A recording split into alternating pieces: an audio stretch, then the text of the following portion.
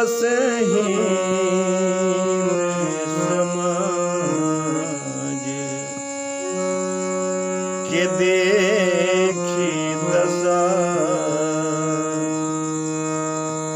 करुणा करके प्रगटे तुलसी बनी राम गुलाम श्री राम के नाम बनी राम गुलाम श्री राम के नाम स्नेह समेत रटे तुलसी स्नेह समेत रटे तुलसी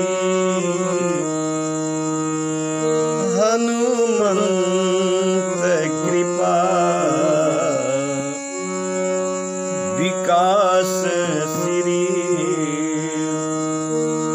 हनुमंत कृपा विकास श्री जानकीनाथ चरित्र लिखे तुलसी श्री जानकीनाथ चरित्र लिखे तुलसी श्री राम गुणावली गंग समान श्री राम गुणावली गंग समान प्रभु भागीरथी भेजे तुलसी प्रभु पे भागीरथी भेजे तुलसी रसहीन समाज के देखे दशा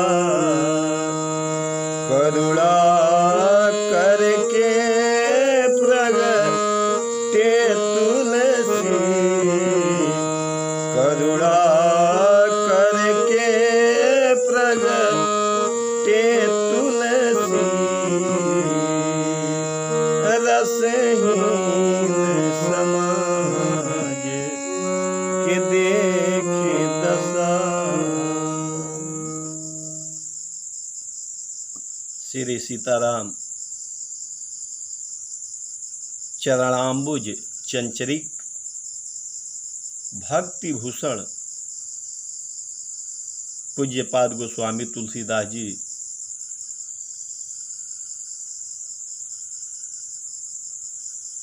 श्री रामचरितमानस जी में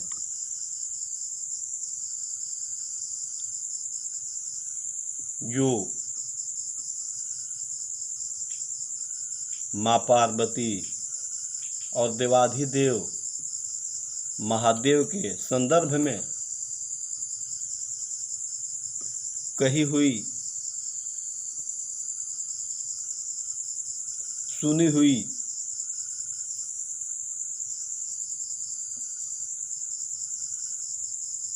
जो व्याख्या है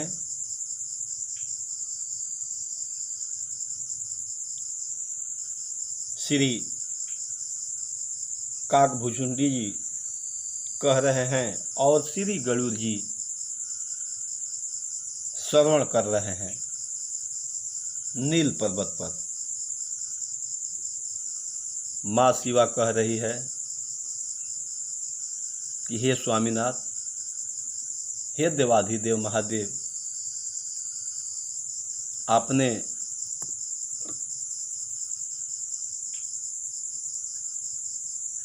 तो श्री काकभुचुंडी जी का भ्रम और श्री गरुड़ जी का भ्रम दूर किया कह करके, सुना करके कैसे हुआ सो आपने सब बताया। लेकिन और आपके अंदर जो भी भगवान की श्रद्धा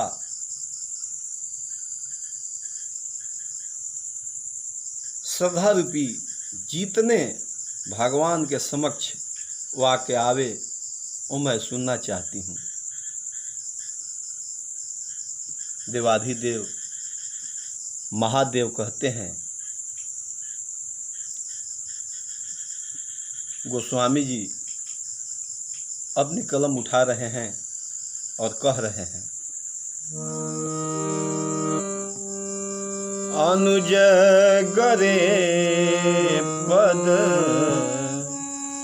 बारहि बारा,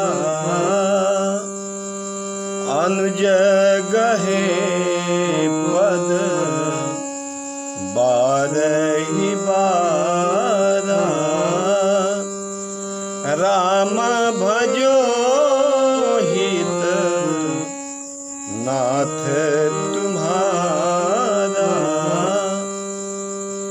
राम भजो हित नाथ तुम्हारा, नाथ तुम्हारा।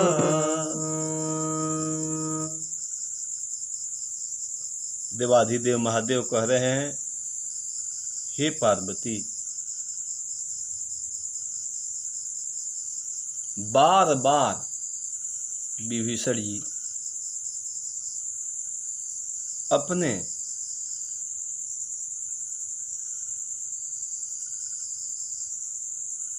बड़े भाई लंकेश का पांव पकड़ रहे हैं, लेकिन लंकेश नहीं मान रहा है। अंत में विभीषण जी क्या कहते हैं, तुम पीतु सरी से भलहि मोहि मारा, राम भजो हित नाथ तुम्हारा, नाथ तुम्हारा, नाथ तुम्हारा। विभीषण जी कह रहे हैं, भगवान का भजन करो, इसी में तुम्हारा कल्याण है। राम जी की भजन करो, इसी में तुम्हारी भला होगा। यह कथा भगवान शंकर पार्वती जी को सुना रहे थे, तो पार्वती जी ने कहा, क्या हो गया है? विभीषण जी को इतनी भी समझ नहीं है, जो आदमी ललकार रहा है, पद से नीचे उतार दिया, पद प्रहार कर दिया, और फिर भी विभीषण जी पांव पकड़ रहे हैं कि राम जी का भजन करो, तुम्हारा कल्याण होगा, भगवान के भजन करो। ऐसा क्यों कर रहे हैं? माँ पार्वती कह रही है, हे देवाधिदेव महादेव, ऐसा विभीषण जी क्यों कर रहे हैं? तो शंकर जी ने यही उत्तर दिया, पार्वती जानती हो विभीषण जी ऐसा क्यों कर रहे हैं?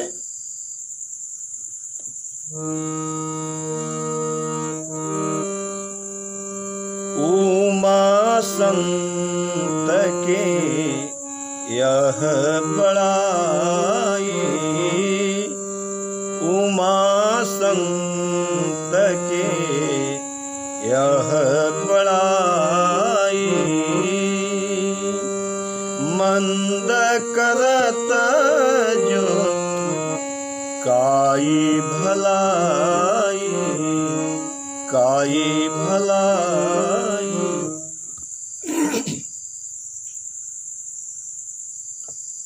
जो अपने साथ बुरा करने वाला का भी भला करे, बस उसी का नाम संत है। देवाधिदेव महादेव कहते हैं, हे शिवा, जो अपने साथ बुरा करने वाले व्यक्ति का भी भला चाहे वही संत हैं।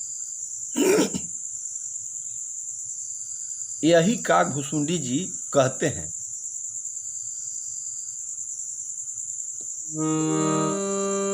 परोपकार बचन मन काया, परोपकार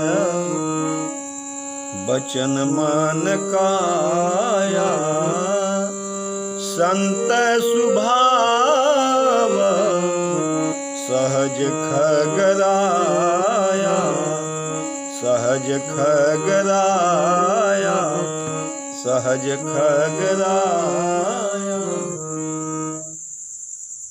और यही बात जो शंकर जी ने कही वही काकभुसुंडी जी ने कही। हनुमान जी तो अतुलित बल धामम हैं, लेकिन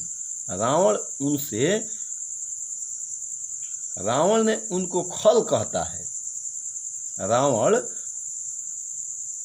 उनको सठ कहता है, रावण उनसे अधम कहता है। पर हनुमान जी क्या कह रहे हैं?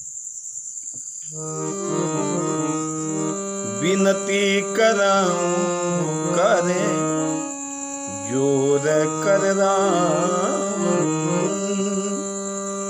विनती कराऊं कर जोर के राम, सुनहु मान तजी मोर सिखावन, सुनहु मान तजी मोर सिखावन, मोर सिखावन। आगे देखहु तुम निज कुलहि विचारी, देखहु तुम निज कुलहि विचारी, भरम तजी भज भगत भयहारी, भरम तजी भज भगत भयहारी, भगत भयहारी।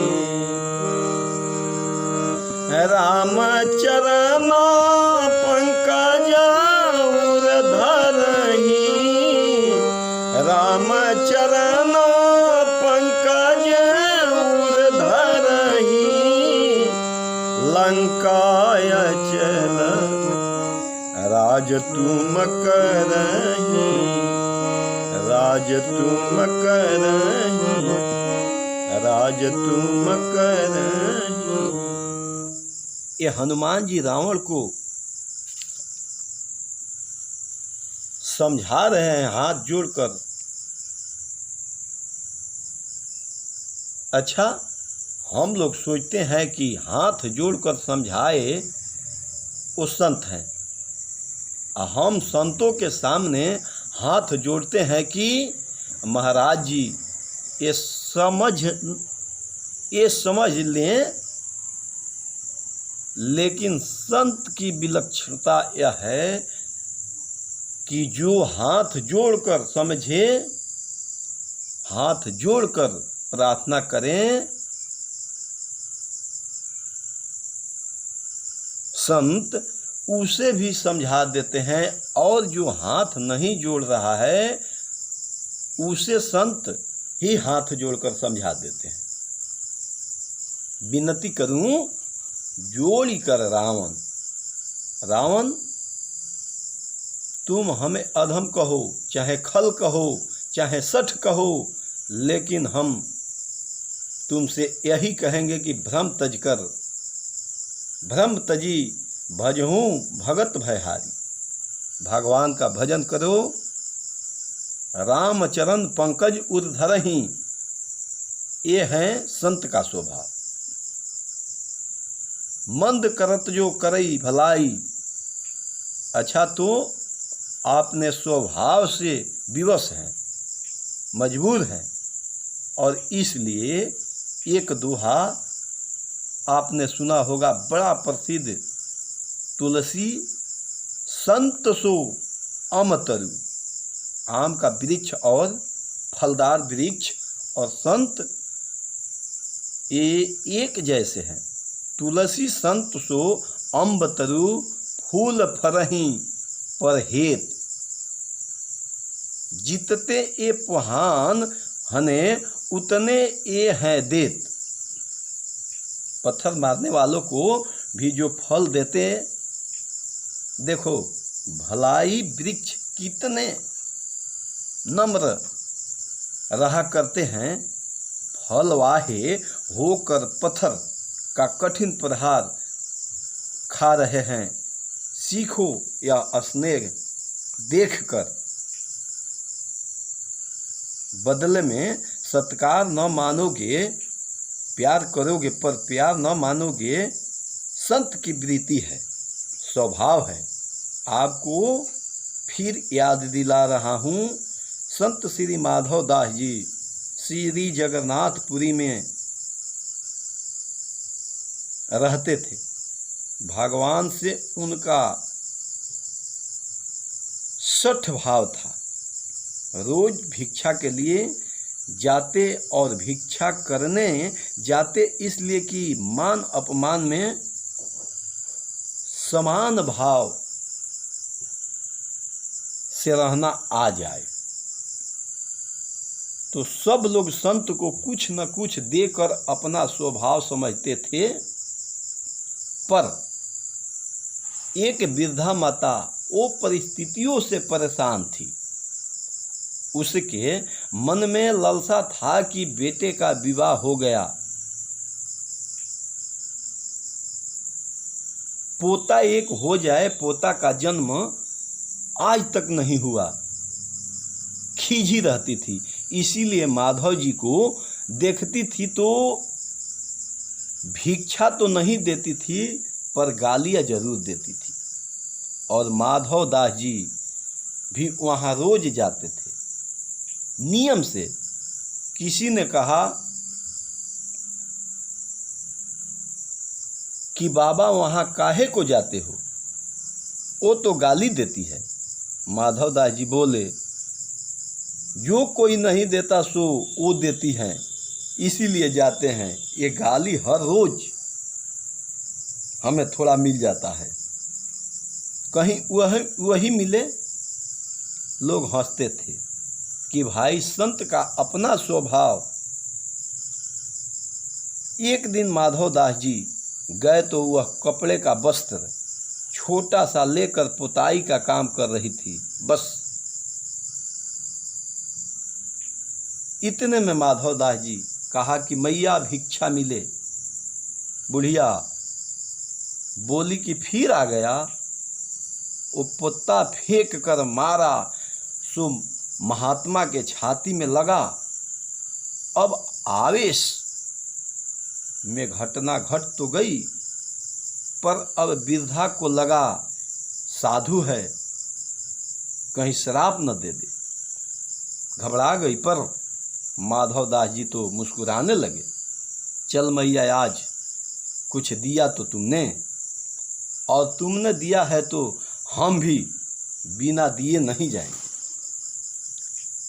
संत माधव दास भी उत्तर इसी का देगा।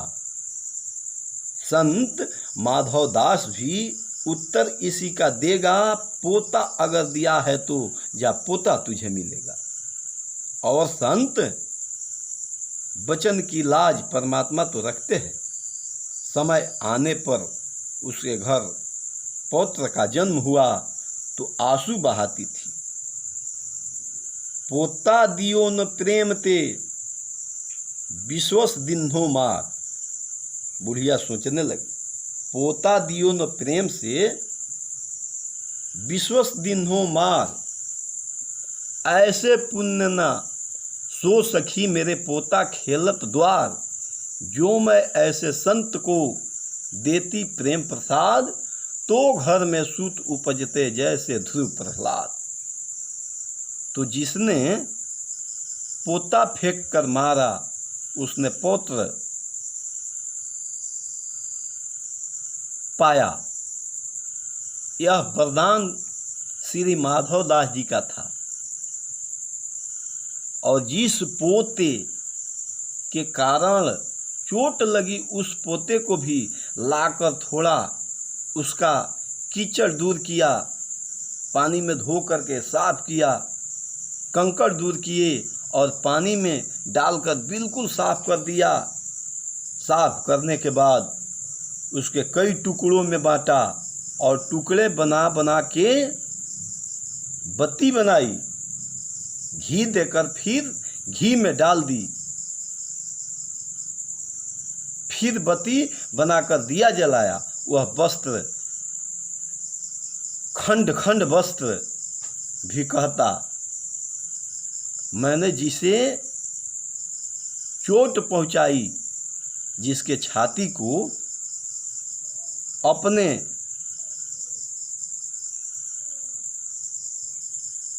हमने चोट पहुंचाई, उसने अपने गले से लगाया और कीचड़ से निकाला, गंदा साफ किया।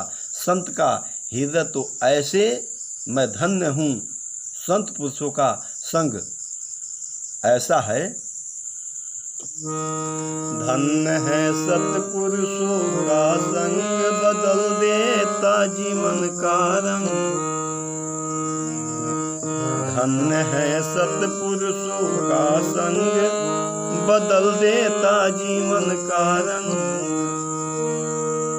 वह कपड़ा बोलने लगा।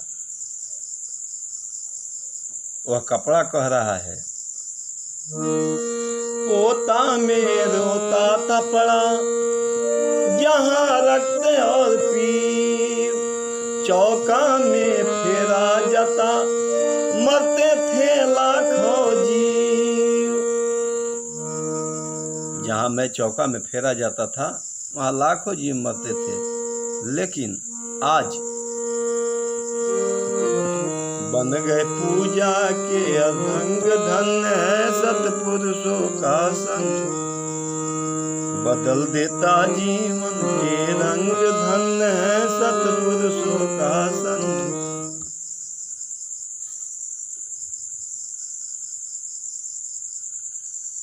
वह कपड़ा कह रहा है,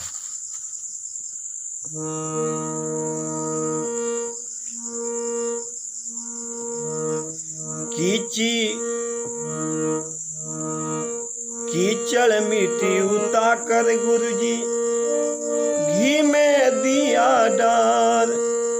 इसी तरह हरि मंदिर पहुंचा, देखा ठाकुर द्वार। इसी तरह हरि मंदिर पहुंचा, देखा ठाकुर द्वार। आ गया था जीवन से रंग, बदल देती जीवन का रंग। आ गया था जीवन से रंग, बदल देता जीवन का रंग। धन्य है सतपुरुषों का संग, बदल देती जीवन के रंग। मेरे माई बाप, वो वस्त्र कहता था कि मुझ में ज्योति पैदा हो गई। अब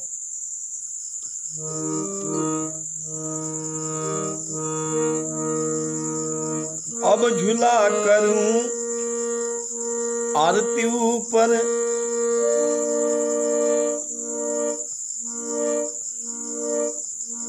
गरुड़ करे गुणगान।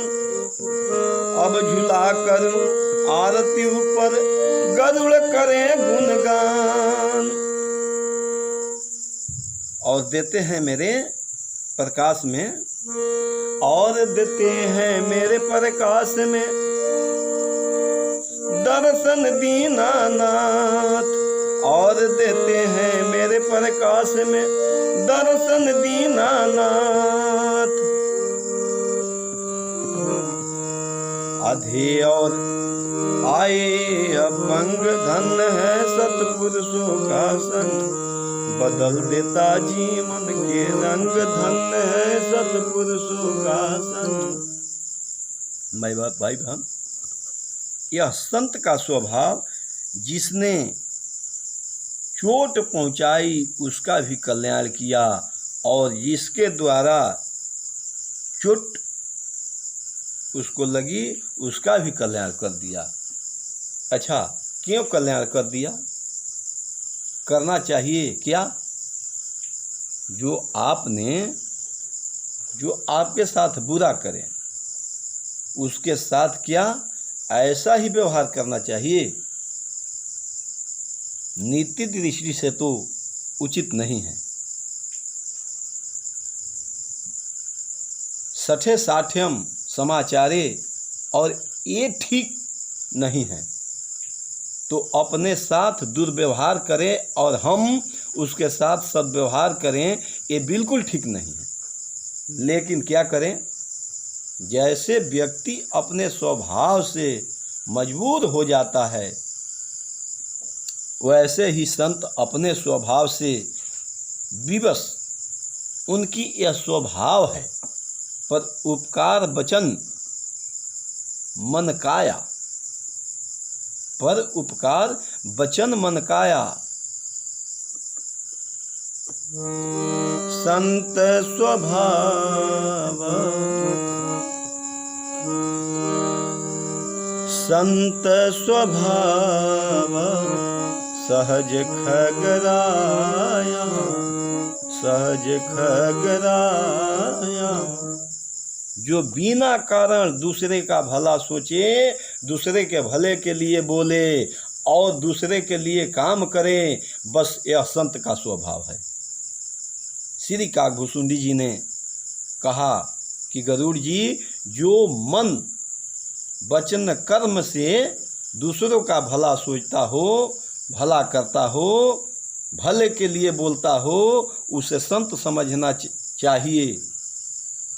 चाहे वे घर में रहें, चाहे वह वन में रहें, चाहे वह गृहस्थ हो, चाहे वह विरक्त हो, चाहे वह किन्हीं वस्त्रों में रहे, जैसे भी स्थिति में रहे, पर वह संत है। अच्छा, गरुड़ जी बोले कि संत की बात तो समझ में आ गई, जो बिना कारण सबका भला करें, उपकार करें, वह संत हैं। अच्छा महाराज, असंत कौन है? काकभूषुंडी जी महाराज कहे कि सीधी सी बात है। क्या? बोले जो बिना किसी कारण दूसरे का उपकार करे वे संत, और जो बिना कारण दूसरे का उपकार करे वे असंत। जैसे कोई कारण नहीं तो भी विरोध। आप जिसका विरोध नहीं कर रहे हैं तो भी वो आपका विरोध कर रहा है। आप जिसके भले के लिए कर रहे हैं तो भी विरोध। देखो, ये असंत की सबसे बड़ी मजबूत पकड़ है। इन पर संतों का भी प्रभाव नहीं पड़ता। ये सही है कि संत पर असंत का प्रभाव नहीं पड़ता। रहीम जी का दोहा है, ये रहीम उत्तम प्रकृति का, करी सकत संग कुसंग, चंदन विष व्यापत नहीं लिपटे रहत भुजंग। बड़ा प्रसिद्ध दोहा है। जो उत्तम प्रकृति का कुसंग का उन पर कोई प्रभाव नहीं पड़ता, चंदन में विष व्याप्त नहीं है, चंदन में विष व्याप्त नहीं होता, भले ही उसे लिपटे रहे। श्री तुलसीदास जी ने कहा, रहीम जी आपकी बात तो ठीक है, लेकिन असंत भी कोई कम मजबूत नहीं होते। कहा,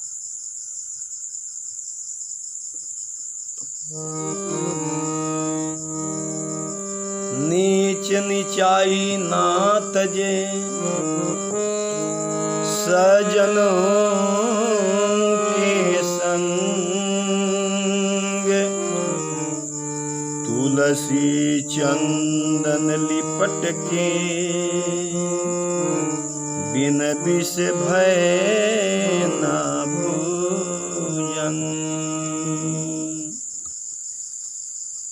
सांप भी चंदन पर लिपटे रहे, अगर सांप का चंदन पर कोई प्रभाव नहीं पड़ता तो सर्प पे चंदन का कौन सा प्रभाव पड़ने वाला है। इसलिए असंत वह है जो बिना कारण विरोध करे, बिना कारण कोई कारण न हो पर वो बिना विरोध किए नहीं रहे, वही असंत है। बैर कारण सब काहू सो, बैर कारण सब काहू सो,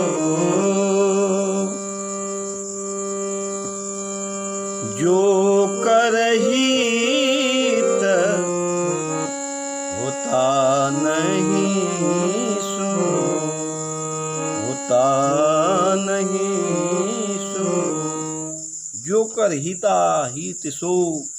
संत कौन? कहा अपना बुरा करने वालों को भी जो भला करे वे संत, और असंत कौन? अपना भला करने वाले का भी जो बुरा करे वे असंत।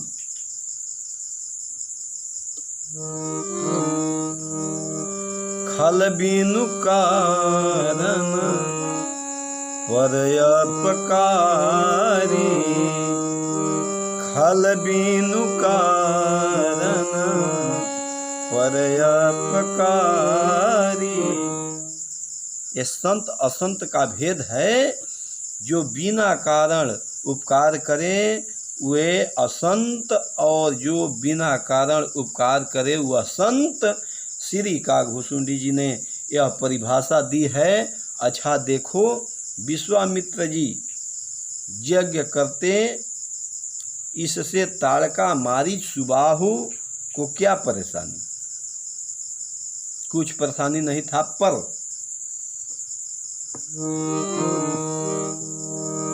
देखत यज्ञ निशाचर धावहीं, देखत यज्ञ निशाचर धावहीं, करहीं उपद्रव मुनि दुख पावहीं, करहीं उपद्रव मुनि दुख पावहीं।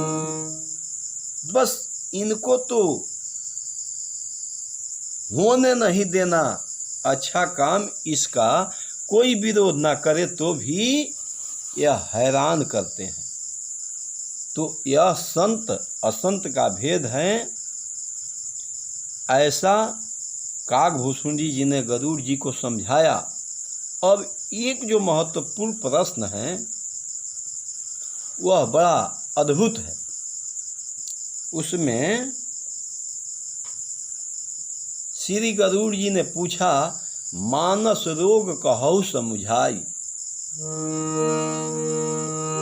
मानस रोग कहु समुझाई,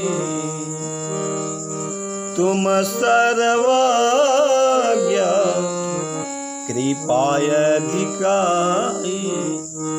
कृपायधिकाई। मानस रोग का वर्णन करें। आप सर्वज्ञ हैं, मुझ पर विशेष कृपा है, इसलिए यह अवश्य समझावें। मानस रोग का अर्थ है, मानस रोग का अर्थ है मन का रोग। हम लोग समझते हैं तन तो रोगी रहता ही है, पर मन भी रोगी रहता है। अच्छा, रोग की पहचान क्या है? एक ही है, जिसके कारण पीड़ा हो, शरीर में ताप हो, शरीर में दर्द हो, तो समझ लेना कि कोई रोग है। किसकी वजह से शरीर में दर्द है, रोग है? उसके कारण शरीर तप रहा है तो यह ताप ही सिद्ध करता है कि शरीर रोगी है। इसलिए यह ताप है, शरीर में दर्द होता है तो सिद्ध हो जाता है कि शरीर में कोई रोग है। इसी तरह मन दुखी होता है तो मन का दुखी होना सिद्ध करता है कि मन में रोग है, नहीं तो मन दुखी नहीं होता।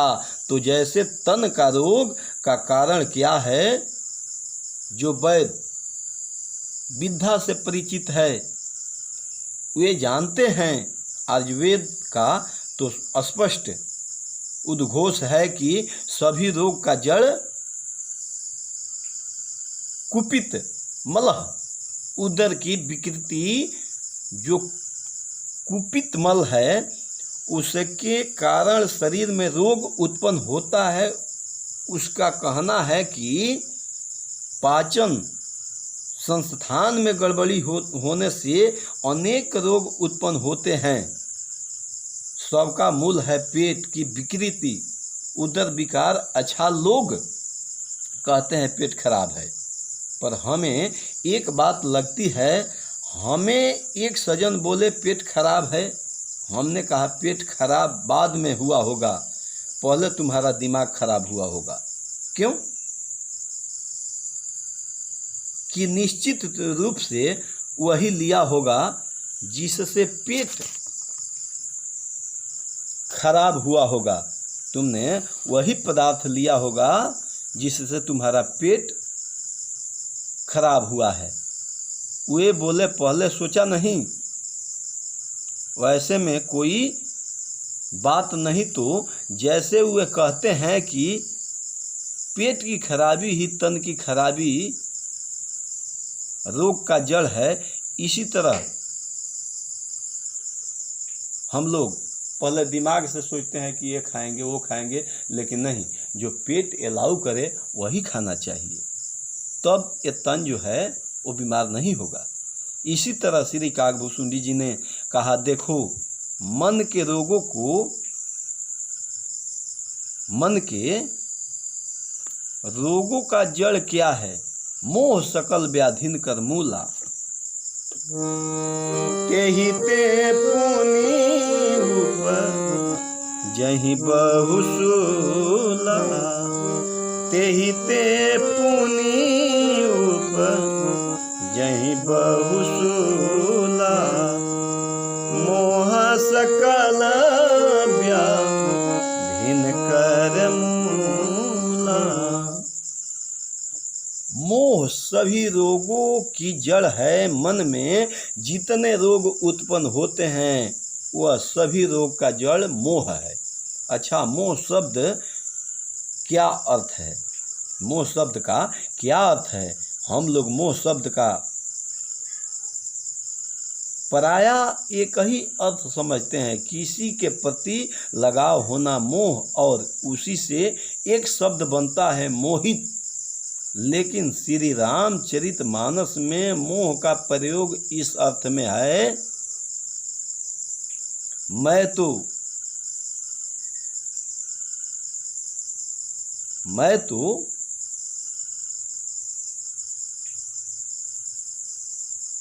हूँ ही। लेकिन एक दूसरा अर्थ भी है मोह का। मोह माने अज्ञान। जैसे नारद मोह बतलाते हैं, तो नारद जी तो विश्व मोहिनी को देखकर मोहित हो गए, तो नारद मोह समझ में आ गया। लेकिन सती माता का प्रसंग में कहा गया है कि सती मोह, तो सती जी किससे मोहित हो गई? वहाँ मोह का अर्थ है अज्ञान। उन्हें परमात्मा का स्वरूप का ज्ञान नहीं है, आत्मस्वरूप का ज्ञान नहीं होने पर। अच्छा, मुझे एक ही बात लगता है, ये मोह जो लगाव होता है सो होता ही है तब है जब राम का ज्ञान नहीं है। जब राम का ज्ञान नहीं है तो मोह होता है। तो चाम से लगाव हो जाता है। तो मोह का अर्थ है अज्ञान। अज्ञान के कारण जो हो रहा है उसका कारण अज्ञान ही है।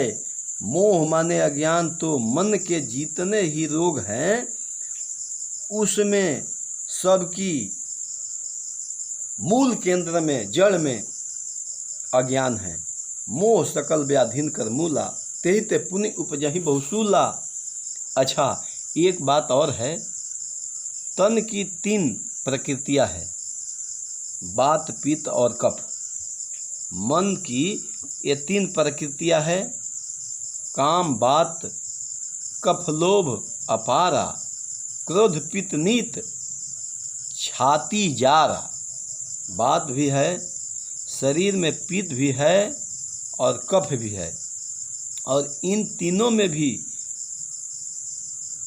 थोड़ी संतुलन बिगड़ेगा तो रोग पैदा हो जाएगा। लेकिन वैद्य नाड़ी देखकर कहता है पित्त के कारण विकृति है, वात के कारण विकृति है, कफ के कारण विकृति है, और मन में भी मूल है अज्ञान। और अज्ञान नहीं, और अज्ञान ही नहीं, काम क्रोध लोभ, इन तीनों के कारण ही विकृति आती है मन में। काम के कारण, लोभ के कारण, क्रोध के कारण। लेकिन एक बात है, काम बात, इस पर थोड़ा सा ध्यान देना। काम वायु है। अच्छा, वायु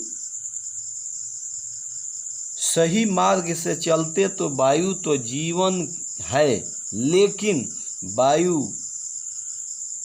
वित्तगामी हो जाए, उसे सही मार्ग से चलना चाहिए। उसे ना चलकर उल्टी दिशा में चले, उसी को तो बोलते हैं गैस।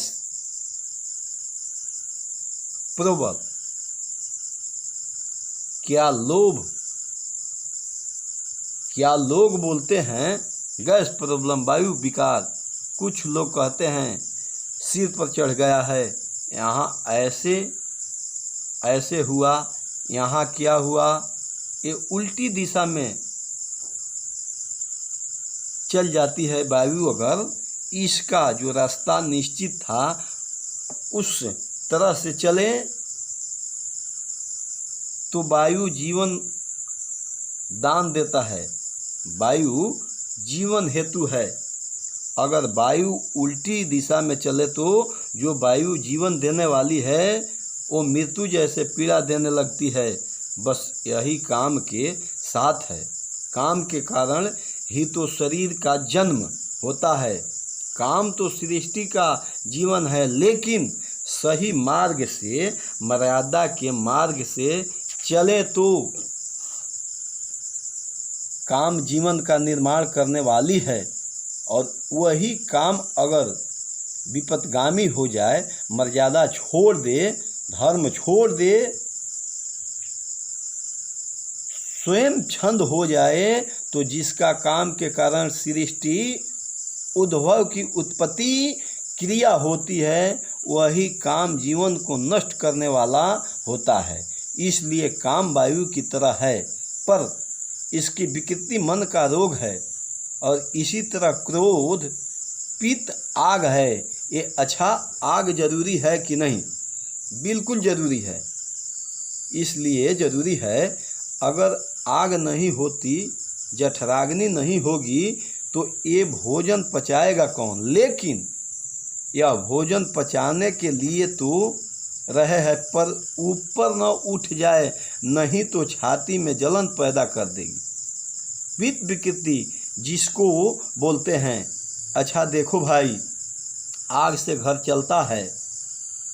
अगर आग नहीं होती तो चूल्हे में भोजन बन ही नहीं सकता। तो आग से घर चलता है, पर ध्यान रहे, अगर आग चूल्हे के दायरा छोड़कर आगे आ जाए, छत को छू गई, तो जिस आग से घर चलता है उसी आग से घर भी जलता है। तो आग घर जलाने के लिए है, आग घर जलाने के लिए नहीं है, आग घर चलाने के लिए है। जैसे पित्त भोजन पचाने के लिए है, छाती जलाने के लिए नहीं, इसी तरह क्रोध कभी करना पड़ता है। क्यों? घर चलाने के लिए। बेटे में कोई गड़बड़ी हो तो डांट दें, ये ऐसा कारण। गलत बात सही ढंग से चले तो घर चलाने में अपना क्रोध का उपयोग कर रहे हैं, इसके बिना नहीं होता। डांटना पड़ता है, अनुशासन रखना पड़ता है, तो क्रोध भी घर चलाने का काम आता है। हम लोग करते हैं क्या?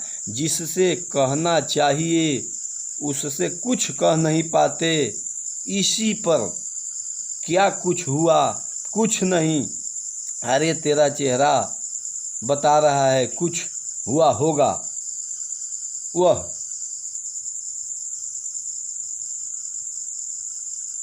वह बड़ा धोखेबाज है। नहीं, ये क्या हुआ? ये घर नहीं चल रहा है, ये घर जल रहा है। क्रोध, पित्त, बीत, छाती जरा, तो क्रोध का भी उपयोग है। अच्छा देखो भाई, लोभ का भी उपयोग है। कफ लोभ अपार, क्रोधहीन लोग। लोभ काफी उपयोगी है, किया जाता है। बड़ा अच्छा है।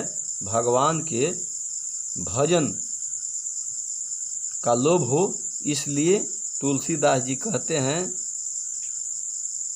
कर्म ही नारी प्यारी लोभ प्रिय, जिस दास जही रघुनाथ निरंतर, पीछे लगा ही मोही राम। भगवान की भजन का लोभ हो। एक जनकपुर की सखिया कहती है,